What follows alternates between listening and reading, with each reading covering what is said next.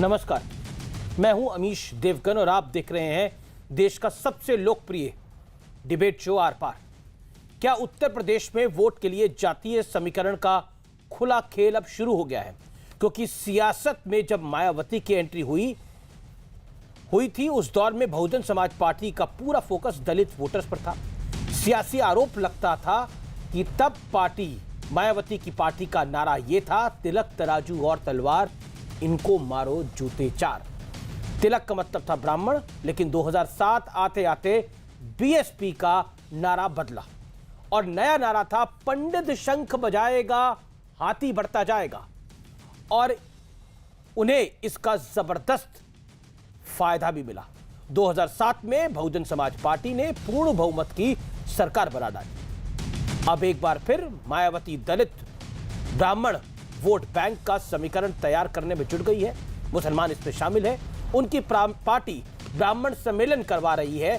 Party के सबसे बड़े ब्राह्मण चेहरे सतीश चंद्र मिश्रा इस मिशन में जुट गए हैं। इससे पहले अखिलेश यादव ऐलान कर चुके हैं कि उनकी पार्टी अगर यूपी में सत्ता में आई तो हर जिले में परशुराम जी की मूर्ति लगवाई जाएगी।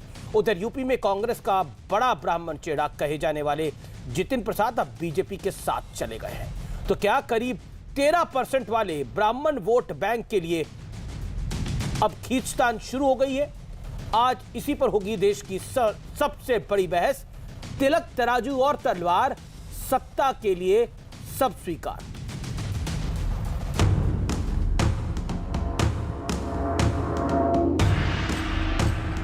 यहाँ अपर कास्ट समाज में से खासकर ब्राह्मण समाज तो बहुत ज्यादा दुखी है। ब्राह्मण समाज को भी अब उसका मान सम्मान स्वाभिमान लौटाने का वक्त आ गया है। तिलक तराजू और तलवार, इनको मारो जूते चार।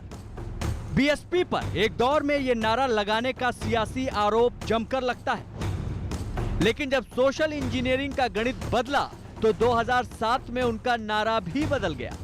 नया नारा था, हाथी नहीं गणेश है, ब्रह्मा विष्णु महेश है। दूसरा नारा था, पंडित शंख बजाएगा हाथी बढ़ता जाएगा।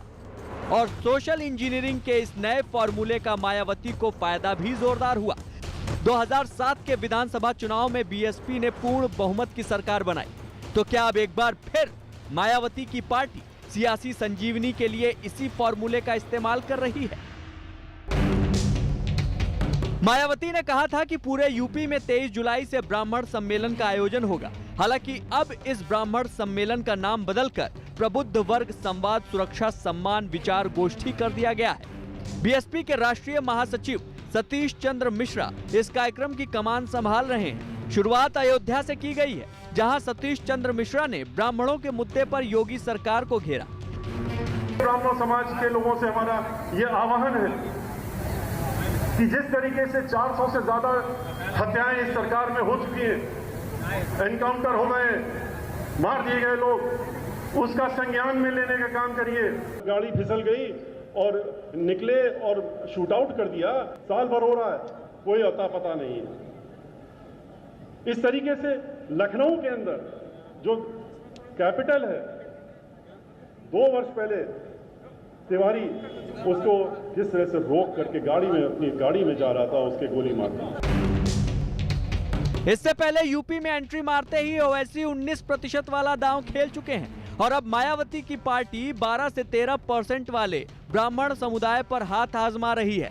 हालांकि यूपी के सीएम योगी आदित्यनाथ कह चुके हैं, बेहतर कानून व्यवस्था और विकास के दम पर बीजेपी फिर से 2017 वाला करिश्मा दोहराने जा रही है। 2022 का चुनाव योगी आदित्यनाथ के लिए कितनी बड़ी, जिसे कहते हैं, परीक्षा होगी? देखिए, 2022 में भारतीय जनता पार्टी उत्तर प्रदेश के अंदर पूर्ण बहुमत की सरकार बनाएगी, 2017 के इतिहास को दोहराएगी। अखिलेश यादव पहले ही यूपी के हर जिले में भगवान परशुराम की प्रतिमा लगाने का ऐलान कर चुके हैं। उधर यूपी में बड़ा ब्राह्मण चेहरा माने जाने वाले जितिन प्रसाद कांग्रेस छोड़कर बीजेपी का दामन थाम चुके हैं। तो क्या 12% ब्राह्मण वोट के लिए सोशल इंजीनियरिंग की लड़ाई शुरू हो चुकी है? आज इसी पर होगी देश की सबसे बड़ी बहस। तिलक तराजू और तलवार, सत्ता के लिए सब स्वीकार। और अब विश्लेषण, सत्ता के लिए सब स्वीकार का विश्लेषण सुनिए। तिलक तराजू और तलवार, इनको मारो जूते चार के नारे को लेकर बीएसपी पर सियासी वार लगातार होता रहा है। भारतीय जनता पार्टी हो, सपा हो, इस विषय पर वार करती रही है। 2007 आते आते 13% वोट बैंक वाले ब्राह्मण समाज पर बीएसपी का रुख जो है वो अब बदला है। 2007 में मायावती की पार्टी का नारा था, पंडित शंख बजाएगा, हाथी बढ़ता जाएगा। ब्रह्मा विष्णु महेश है, हाथी नहीं गणेश है। यह भी एक नारा लगा 2007 के अंदर, जिसके बाद मायावती सत्ता पे काबिज हुई। सियासी संजीवनी के लिए दलित ब्राह्मण वोट बैंक का समीकरण बनाने की पूरी तैयारी है। यानी कुल मिलाकर दलित ब्राह्मण के वोट बैंक के साथ अगर मुसलमान वोट मिलेगा तो मायावती की 2007 में भी सत्ता में एंट्री इसी वजह से हुई थी, और अगर 2022 में मायावती जीतेंगी तो इसी कारण जीत सकती हैं। यह उनकी पार्टी को और उनके स्ट्रैटेजिस्ट को पता है। मैं बढ़ता हूं आगे। अखिलेश यादव का यूपी के हर जिले में परशुराम की मूर्ति लगाने का ऐलान है। भगवान परशुराम की मूर्ति लगाने का ऐलान है। यूपी में कांग्रेस का बड़ा ब्राह्मण चेला जितिन प्रसाद अब बीजेपी के साथ आ गए हैं, और हो सकता है मंत्रिमंडल में उनको जगह भी मिल जाए जो मंत्रिमंडल विस्तार होगा।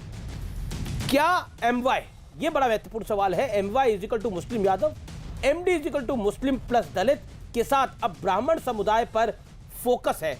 परशुराम की मूर्ति, ब्राह्मण सम्मेलन, कुल मिलाकर कहानी है सत्ता में आने की, और इसीलिए तिलक तराजू और तलवार, सत्ता के लिए सब स्वीकार। कहां से शुरू हुई थी कहानी?